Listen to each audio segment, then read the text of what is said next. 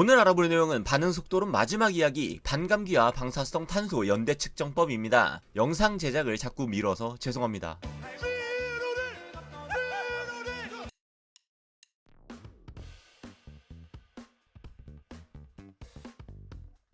오늘은 반응 속도론의 마지막 시간으로 몇 가지 심화된 메커니즘에 대한 이야기를 해보려 했지만 도저히 어느 수준까지 설명해야 할지 감을 잡지 못해 반응 속도론의 실전 응용 중 하나인 반감기에 대한 이야기를 마지막으로 반응 속도론 파트 영상을 마무리하려 합니다. 오늘 영상을 보시기 전에 이전 파트 1에서부터 3까지의 영상을 봐주시면 감사드리겠습니다. 특히 파트 2요. 자연계에 존재하는 원소들에는 양성자수가 같지만 중성자수가 달라 그 물리적 특성이 서로 다른 동위원소라는 것이 존재합니다. 우리 교육과정에 나오는 질량수가 12인 탄소와 질량수가 13인 탄소가 대표적이죠. 그런데 이 탄소들 외에도 사실 질량수가 11짜리 탄소나 14짜리 탄소도 존재한다는 것을 혹시 알고 계셨습니까? 사실 탄소의 경우 방금 말씀드린 11과 14짜리 질량수를 갖는 동위원소 말고도 대략 15개 정도의 동위원소가 존재합니다만 아마도 여러분들은 못 들어보셨을 거라 생각이 듭니다. 왜냐하면 자연계에 흔하게 존재하기 위해서는 화학적으로 안정해야 하는데 질량수 12와 13짜리 탄소를 제외하고는 화학적으로 불안정하기에 이것들은 안정한 상태로 변화하기 위해 붕괴되려는 성질을 가지고 있기 때문입니다.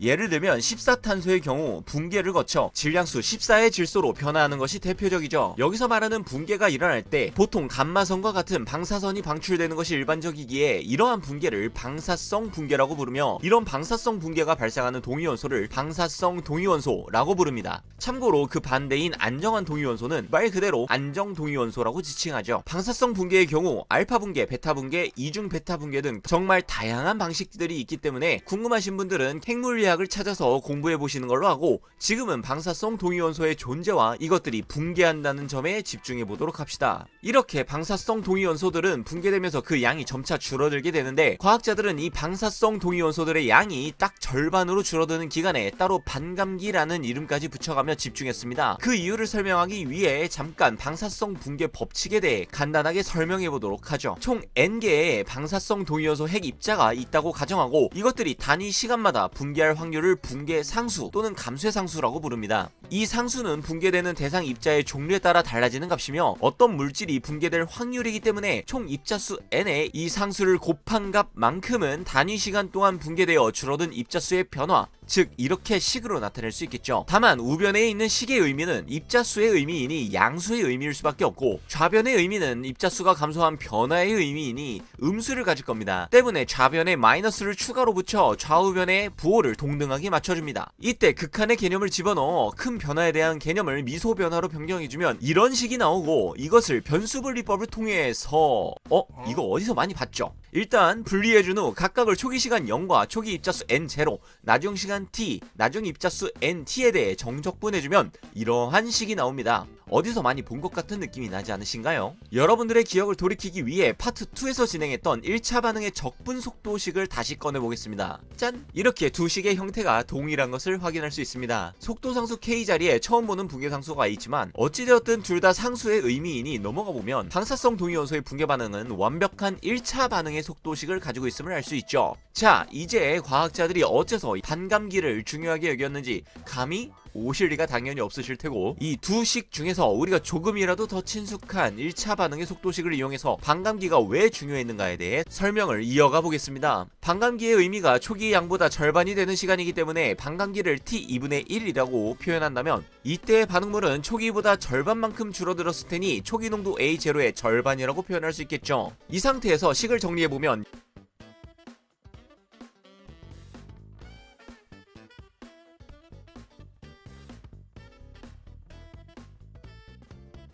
최종적으로는 이렇게 정리 가능합니다. 간단하죠? 여기까지 와서 식을 살펴보면 우변에 있는 반응 속도 상수는 온도가 일정하다는 전제 하에 반응의 종류가 같다면 변하지 않는 상수값이고 ln2도 역시나 상수값입니다. 즉 1차 반응의 경우 반응의 종류가 변하지 않는 한 반감기라는 기간은 일정하다라는 결론을 내릴 수가 있죠. 이를 그래프로 확인해 봅시다.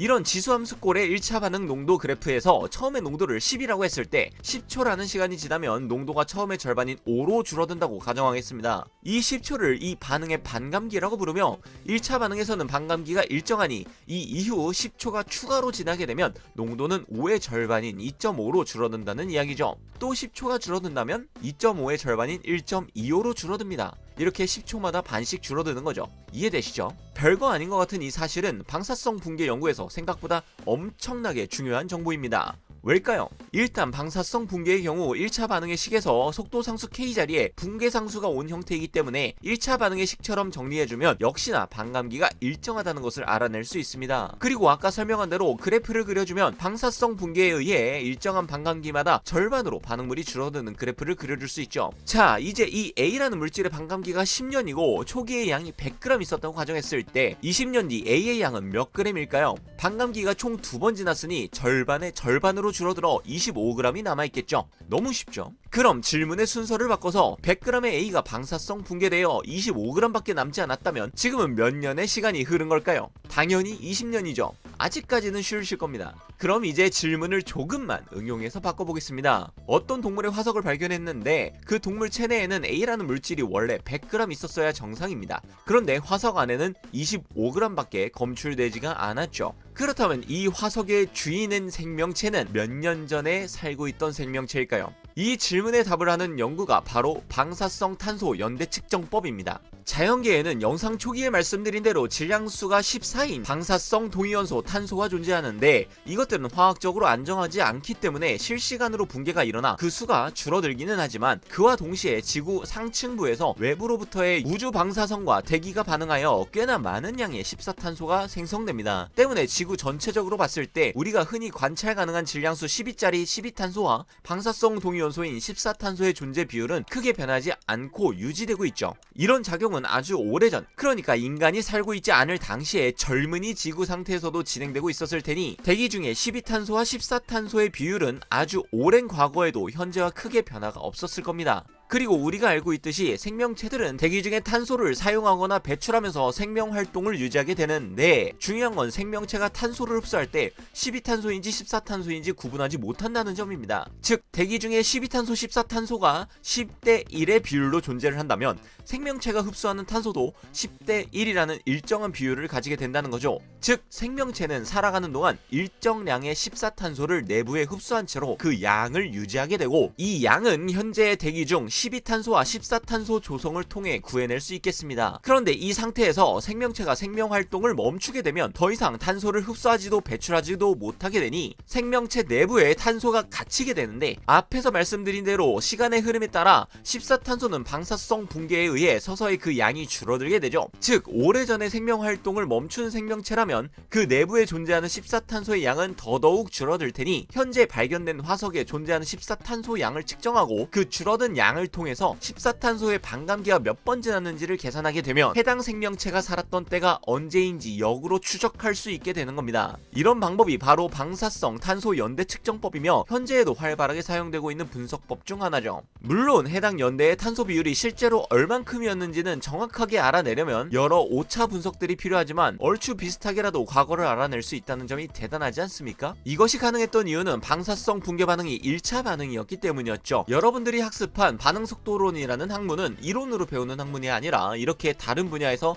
함께 응용되는 중요한 학문이라는 점을 알 수 있었네요. 자, 이렇게 1차 반응에서의 반감기가 연대 측정법에서 주요한 역할을 했듯이 다른 0차 반응, 2차 반응 등에서도 물질이 절반으로 줄어드는 반감기를 활용하기에 이것들을 수식으로 정리해볼 필요가 있습니다. 방법은 생각보다 간단한데 1차 반응 반감기를 유도했듯이 각각의 적분형 속도 법칙에 시간 t에는 반감기를 의미하는 t2분의 1을 대입해주고 그 시간의 농도 at에는 초기 농도의 절반인 2분의 1 a0를 넣어주시면 됩니다. 각 반응의 반감기와 그 유도를 정리해놨으니 정지해놓고 보시고 이해가 안 가시면 댓글을 달아주세요. 답변 드리도록 하겠습니다.